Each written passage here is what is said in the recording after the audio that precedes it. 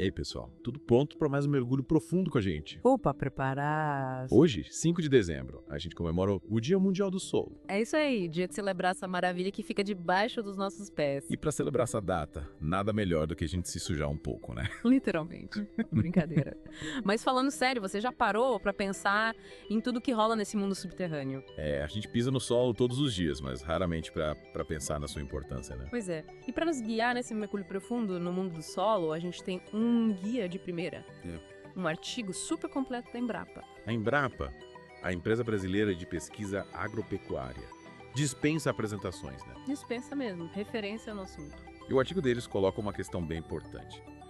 Como analisar o solo para realmente conhecê-lo, manejá-lo da melhor forma e garantir que ele continue saudável e produtivo.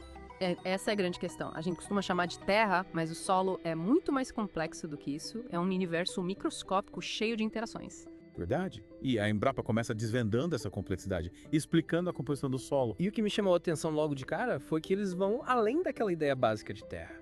Eles mostram que o solo é formado por uma mistura de substâncias inorgânicas que vêm das rochas e orgânicas, vindas da decomposição de plantas e animais. É como se fosse uma receita, né? Uma receita super complexa, e a proporção de cada ingrediente impacta diretamente nas características do solo.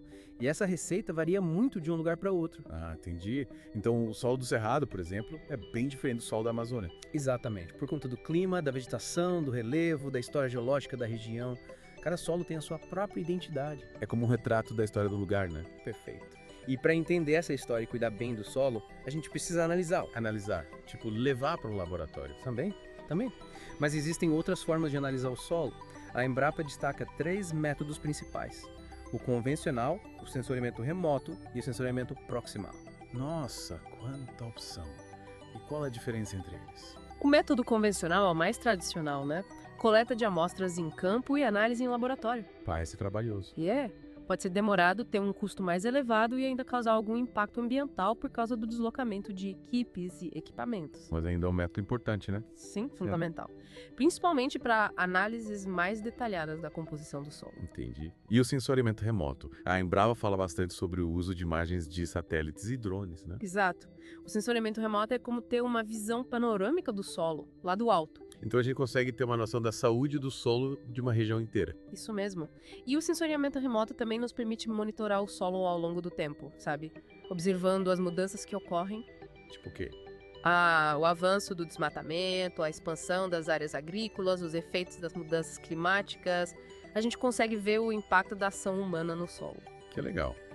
Mas e os drones? Qual o papel deles nessa história? Os drones são ótimos para coletar imagens em alta resolução de áreas específicas. Imagine que você precisa analisar o solo de uma fazenda. Com um drone, você consegue sobrevoar toda a área e gerar mapas de variabilidade mostrando as áreas com diferentes características. E essa informação ajuda o agricultor a tomar decisões mais precisas sobre o manejo da sua propriedade. Exatamente. Ele pode, por exemplo, identificar áreas que precisam de mais irrigação, áreas que precisam de correção do solo. E o sensoriamento proximal? Me explica melhor como ele funciona. O sensoriamento proximal usa sensores que são instalados diretamente no solo.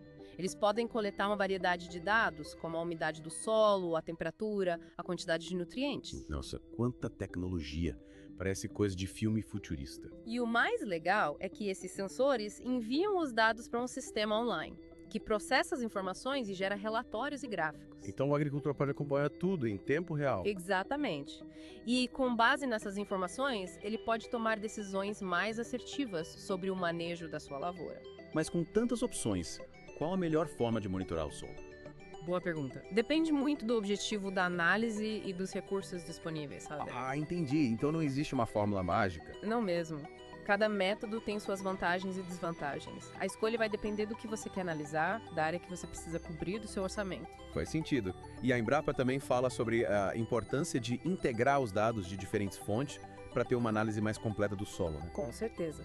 A combinação de dados de diferentes sensores junto com as análises laboratoriais pode nos dar um panorama muito mais completo do solo. E com essa visão mais completa, a gente consegue tomar decisões mais assertivas para o manejo do solo. Sem dúvida. E isso é fundamental para garantir a saúde do solo e a produtividade das nossas lavouras.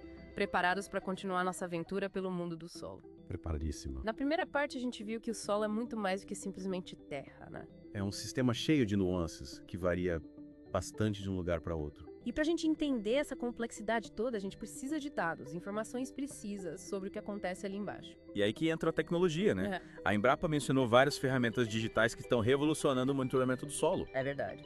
E essas ferramentas têm um potencial enorme para nos ajudar a manejar o solo de forma mais sustentável. Garantir a saúde do solo para as próximas gerações. Com certeza. Afinal, o solo é a base da nossa vida, né? Sem dúvida. É. Mas me fala como a gente transforma dados em ações. Como essas tecnologias digitais estão sendo aplicadas na prática? Essa é a grande questão. A gente pode ter acesso a muitos dados, mas se não soubermos como usá-los. Exatamente, aí não adianta nada. Mas a boa notícia é que já existem diversas tecnologias que estão sendo usadas para transformar dados em ações. Uma delas é a Internet das Coisas, a IoT. A IoT, a internet das coisas. Já ouvi falar, mas me explica melhor como ela funciona no contexto do solo. A IoT permite conectar sensores a uma rede, o que possibilita a coleta de dados em tempo real. Imagina sensores instalados no solo, enviando informações sobre umidade, temperatura, nutrientes, tudo em tempo real, direto para o seu computador ou celular. Nossa, que incrível. Mas o que um agricultor, por exemplo, pode fazer com essa informação? Me dá um exemplo prático. Com base nesses dados, o agricultor pode tomar decisões mais assertivas sobre o manejo da sua lavoura. Por exemplo, se os sensores indicarem que o solo está com baixa umidade em determinada área, ele pode acionar o sistema de irrigação apenas naquela área. Ah, entendi. Tá. Ele economiza água e energia, né? Irriga só onde precisa. Exatamente. A IoT ajuda a otimizar o uso dos recursos. E por falar em otimização, a robótica também tem um papel importante no monitoramento do solo. A Embrapa falou do uso de robôs para coletar amostras de solo, né? Isso mesmo? Os robôs podem ser programados para percorrer a lavoura, coletar amostras de solo em pontos estratégicos. Eles podem até realizar análises preliminares. Nossa, que avanço. E a inteligência artificial, como ela se encaixa nesse cenário? A inteligência artificial entra em cena para analisar a enorme quantidade de dados gerada pelos sensores e robôs. Algoritmos inteligentes podem identificar padrões, fazer previsões sobre o comportamento do solo. Que legal. É como ter um consultor especialista em solo disponível 24 horas por dia, 7 dias por semana. Exatamente. Com a inteligência artificial, o agricultor pode ter acesso a informações precisas e personalizadas sobre o seu solo. E o blockchain? Me explica de novo como ele funciona no monitoramento do solo. O blockchain funciona como um livro-razão digital que registra todas as transações de forma segura e transparente. No caso do monitoramento do solo, ele pode ser usado para registrar os dados coletados pelos sensores e robôs. Então, se alguém tentar adulterar os dados, o blockchain vai mostrar que houve uma alteração. Exatamente. Essa segurança é fundamental para garantir a confiabilidade das informações. Mas e se acontecer algum problema com os sensores? Como garantir que os dados coletados são realmente precisos? É fundamental que os sensores sejam calibrados e verificados periodicamente. E, além disso, é importante ter um sistema de validação dos dados. Comparar as informações coletadas pelos sensores com as análises laboratoriais, por exemplo. Entendi. E além dessas tecnologias, a Embrapa também mencionou o mapeamento digital de solos e a realidade virtual e aumentada, né? Sim. O mapeamento digital de solos usa imagens de satélite, dados de sensores e algoritmos de inteligência artificial para criar mapas detalhados do solo. E esses mapas mostram o quê? Eles mostram a variabilidade espacial das propriedades do solo, como textura, estrutura, teor de matéria orgânica, pH. Nossa, é como um raio-x do solo, né? Exatamente.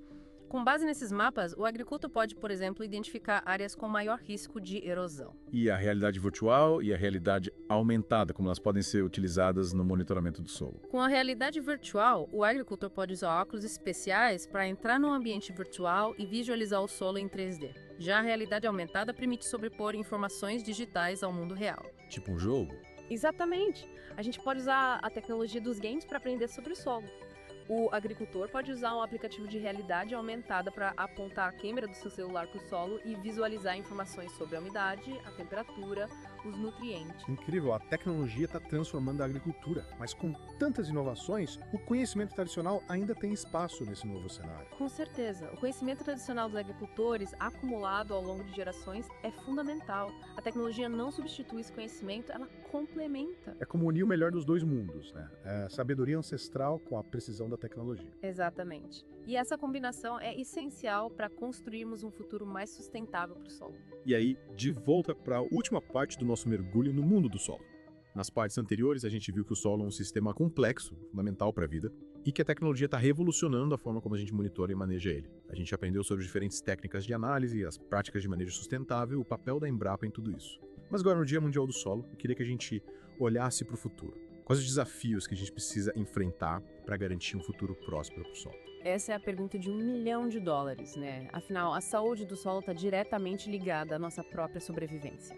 E a Embrapa coloca um ponto crucial: a degradação do solo. A gente ouve falar bastante sobre isso, mas confesso que às vezes eu me sinto um pouco perdido. O que é a degradação do solo, na prática? Me explica melhor. A degradação do solo é um processo que afeta a capacidade do solo de sustentar a vida. É como se o solo fosse perdendo a sua energia vital, sabe? Sei. A erosão, a compactação, a perda de matéria orgânica, a contaminação por agrotóxicos, tudo isso contribui para a degradação do solo.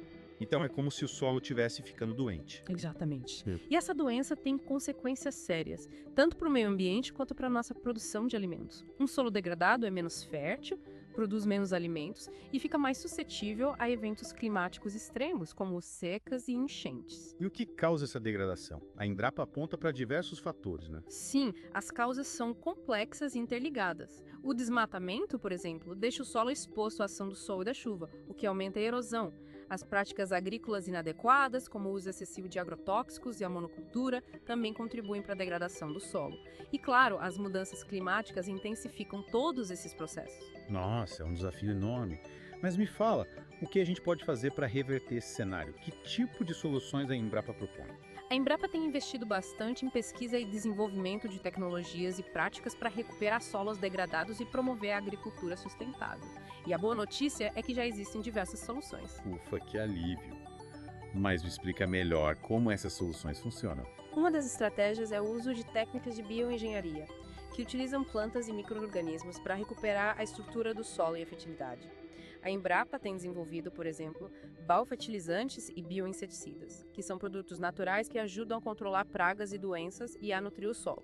Estamos falando de soluções que trabalham em harmonia com a natureza, né? Exatamente. E a Embrapa também tem incentivado a adoção de práticas de manejo sustentável. A gente falou sobre essas práticas na parte 2, né? O plantio direto, a rotação de culturas, a integração lavoura-pecuária-floresta. Isso mesmo. E além disso, a Embrapa tem trabalhado na criação de sistemas de alerta precoce para a erosão, usando sensores e imagens de satélite para monitorar as áreas de risco. Então, com a tecnologia, a gente consegue prever a erosão antes que ela aconteça. Exatamente. E isso permite agir de forma mais rápida e eficiente, evitando perdas maiores de solo e de produtividade. E você, como especialista, o que te deixa mais otimista em relação ao futuro do solo? O que me deixa mais otimista é ver o crescente interesse da sociedade pela sustentabilidade, sabe?